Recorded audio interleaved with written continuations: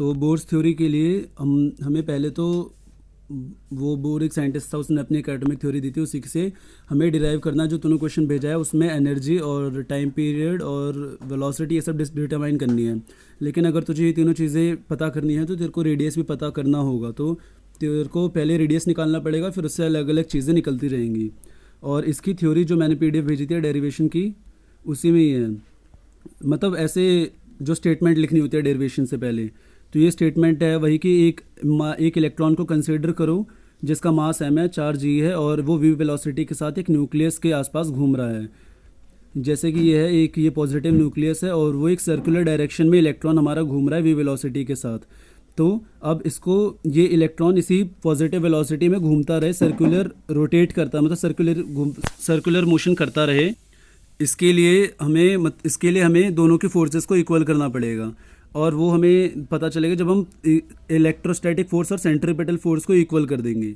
तो उससे मतलब वो हमारा इलेक्ट्रॉन अच्छे से, तो मतलब उस इलेक्ट्रॉन को घूमने के लिए जो फोर्स रिक्वायर्ड होगी वो इलेक्ट्रोस्टैटिक अट्रैक्टिव फोर्स लग रही है।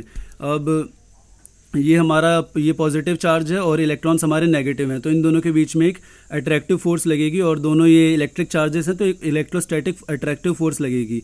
और हमें इनका वर्टिकल सर्कुलर मोशन कराना है, तो फिर वो जो सेंट्रीपिटल फोर्स होगी, सेंट्रीपिटल फोर्स 11th में था, तो वो दोनों इक्वल होना चाहिए, तभी हमारा इलेक्ट्रॉन रोटेट कर पाएगा, मतलब इसी सर्कुलर मोशन को करता रहेगा।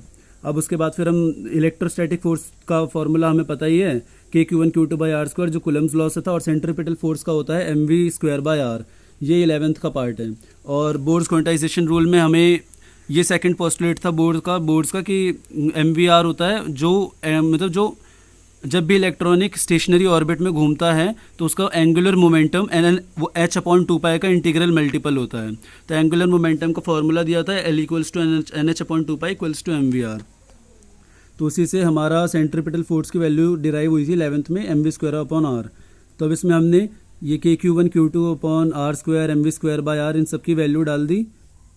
फिर उसके बाद इसको सॉल्व कर लिया, तो इसको सॉल्व करके हमने चार्जेस की वैल्यू लिख दी। वो जैसे कि एक Q1 की वैल्यू E है और दूसरे चार्ज की वैल्यू Z टाइम्स E है। तो हमने ये लिखने के बाद अब जो हमारा बोर्स का सेकंड पोस्टुलेट था mvr = NH/2π होता है, जो कि बोर्स क्वांटाइजेशन रूल के हिसाब से हमें पता चला था। अब हम इसमें यूज़ करेंगे और फिर ये सेकंड इक्वेशन हो जाएगी, ऊपर वाली फर्स्ट हो जाएगी। फिर हम इसी को सॉल्व कर लेंगे, दोनों इक्वेशंस को डिवाइड कर देंगे, हमारे पास रेडियस की इक्वेशन आ जाएगी। ये इक्वेशन बस डेरिवेशन में काम आती है। अगर डेरिवेशन क्वेश्चन में आया तो वैसे ही इसका कहीं कुछ फार्मूलाज में यूज़ होगा नहीं। फिर उसके बाद हमारे पास वेलोसिटी इलेक्ट्रॉन के लिए हम mvr = NH/2π, जो कि हमें बोर्स क्वांटाइजेशन रूल से पता चला था, हम सेम चीज़ में अब जो हमारे पास r की वैल्यू है उसको रख देंगे। r की वैल्यू हमारे पास ये n²h²ε0/mπz², ये हम इसमें डाल दी, तो हमारे इससे वेलोसिटी की भी एक वैल्यू डिराइव हो जाएगी। तो अब हमने ऑर्बिटल वेलोसिटी की वैल्यू मिल चुकी है। अब हमें टाइम पीरियड और टोटल एनर्जी बचा है। तो टाइम पीरियड के लिए हमें स्पीड पता है कि स्पीड होता है डिस्टेंस अपॉन टाइम। तो टाइम पीरियड हो गया डिस्टेंस अपॉन स्पीड। तो टाइम पीरियड डिस्टेंस हमारे एक सर्कल है, तो सर्कल का पेरीमीटर ये सर्कल होता है, तो सर्कल का पेरीमीटर होता है 2πr, और वो v वेलोसिटी के साथ घूम रहा है, तो टाइम पीरियड हो जाएगा 2πr/v।